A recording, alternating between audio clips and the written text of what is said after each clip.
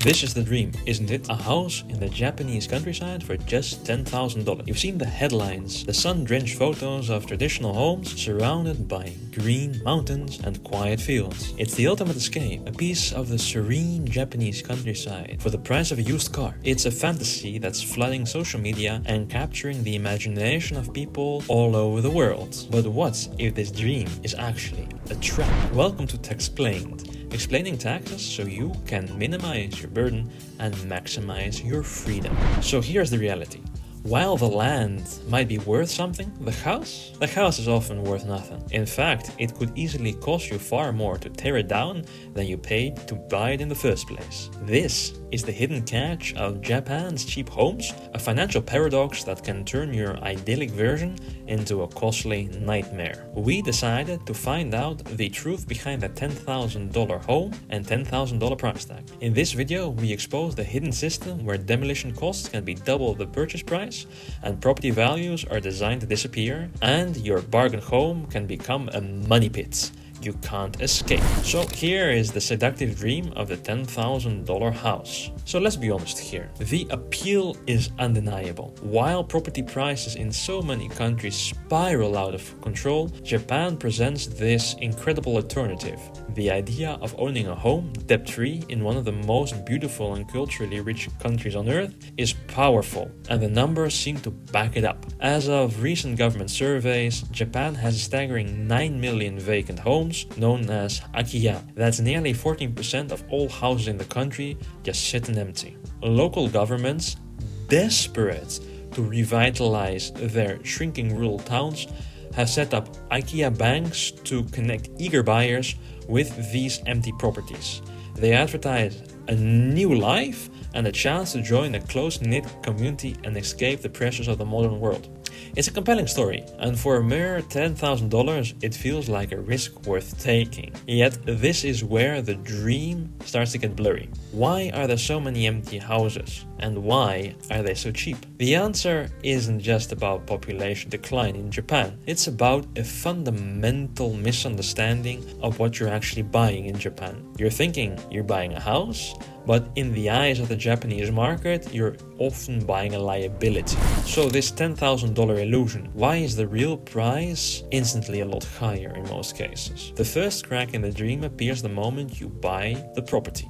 The $10,000 price tag is just the opening bid in a negotiation with bureaucracy and hidden fees. Let's break down the instant costs that are almost never mentioned in those glossy articles or brochures. First, there is the real estate agent's commission, which is typically around 3% plus a flat fee. Then comes a battery of taxes. You have the registration and license tax to legally record your ownership, which can be up to 2% of the building's asset value. On top of that, you'll be hit with a one-time real estate acquisition tax, so basically a stamp duty, which is another 3 to 4% of the property's assessed value. And let's not forget the judicial scrivener. You'll need this legal professional to handle all the complex paperwork, and their fees can easily add hundreds if not thousands of dollars up to the bill. When you add that up, so the agent fees, multiple taxes and legal costs, your $10,000 house is suddenly a $14,000 or $15,000 expense before you've even bought a single piece of furniture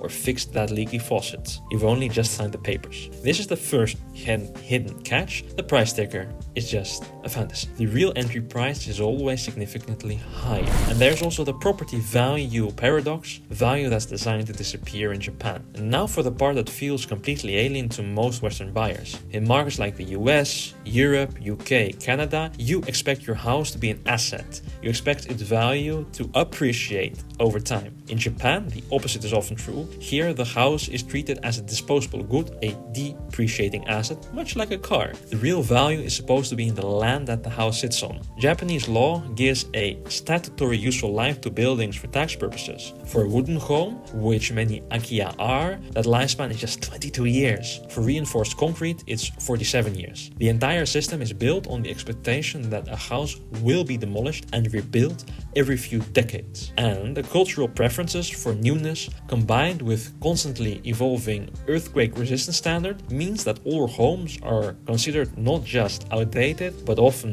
just plainly unsafe and undesirable. In fact, over 70% of Akiya were built before the stricter building codes of the 1980s were introduced. This creates a shocking paradox. In major cities like Tokyo, this system can work because the land value is so high that it depreciates faster than that the building depreciates. However, in the countryside where the Akiya dream is sold, depopulation means the land itself has very little value and may also be depreciating. So if you have a building whose value is plummeting to zero by design, sitting on land whose value is also stagnant or even falling, you're not buying an appreciation asset. You're buying something engineered to become worthless over time. So here's also the demolition trap, when the house is worth less than zero. This brings us to the most brutal truth of the Akiya market. The moment the dream can truly become a nightmare. What happens when the house is too decayed to save?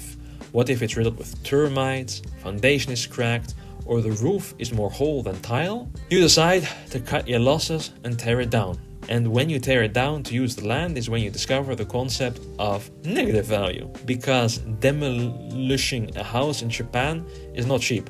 Depending on the size, the materials, and accessibility, the cost to tear down a standard wooden house can range from $10,000 to $30,000 or even more. Let that sink in for a moment. The cost to simply remove the house can be double or triple what you just paid for it. So suddenly your $10,000 bargain has turned into a $40,000 hole in your bank account because you paid for the privilege of paying even to get more rid of your so-called asset. Your dream home has now a value of negative $30,000 or even $40,000. This is the demolition trap, and it's a huge reason why so many Akiya are left to rot. Japanese tax law actually penalizes owners for knocking down a house. Vacant land is taxed at a much higher rate, sometimes up to 6 times higher than land with a building on it. So owners are actually financially incentivized to just let the structure stand, no matter how dilapidated it becomes, rather than pay for demolition and then face a much higher annual tax bill. It's a system that actively encouraging decay on the wooden house.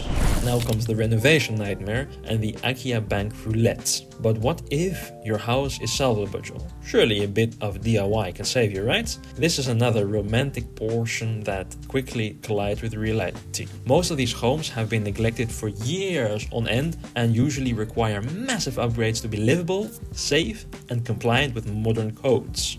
We're not talking about a fresh coat of paint here. We're talking about fundamental wallet-draining repairs. This includes new electrical wiring, modern plumbing, and proper insulation for Japan's humid summers and cold winters, and also potentially structural reinforcements to meet the new earthquake standards. Each of these is a major expense. For a typical Akiya, a full renovation can easily cost anywhere from $50,000 to over $100,000, 10 times of what you paid for the house itself. And what about those government Akiya banks that are supposed to help, which I talked about earlier? Well, they can be a starting point. Navigating them is like playing Russian roulette. The photos online might show a charming rustic home, but in reality, on the ground, often severe neglect. And while some municipalities do offer renovation subsidies, they're just a drop in the bucket, rarely covering the full extent of the costs. You're almost always on your own to fund the massive gap between the cheap purchase price and the true costs of making it a home.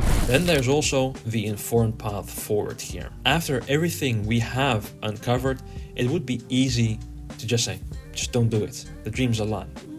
But that's not the whole story. The point of the video isn't to destroy the dream, just to make it more real. The solution isn't to run away, it's to go in with knowledge.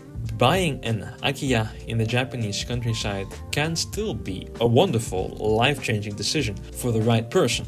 But it has to be approached as a passion project, not as a get-rich-quick investment. You have to go in with your eyes wide open, understanding that you're likely buying a lifestyle and not an appreciating financial asset. And of course, good deals do exist, but they do require deep research, patience, and a budget that is realistic about the total costs of ownership, factoring in taxes, fees, renovations, and the very real possibility of demolition from day one. You need to get professional inspection before you buy, and of course you need to understand the local community and what will be expected of you. So the $10,000 Japanese country home is a seductive myth. It's the entry fee and definitely not the final price. The real cost is measured in tens of thousands of dollars for renovations, shock of a demolition bill that exceeds the purchase price, and of course the slow steady march of depreciation. But for those who are prepared, for those who understand the risks and have the resources to manage them, the dream of a life in rural Japan can still be realized. It's a path that requires more than just a small budget. It requires immense dedication, willingness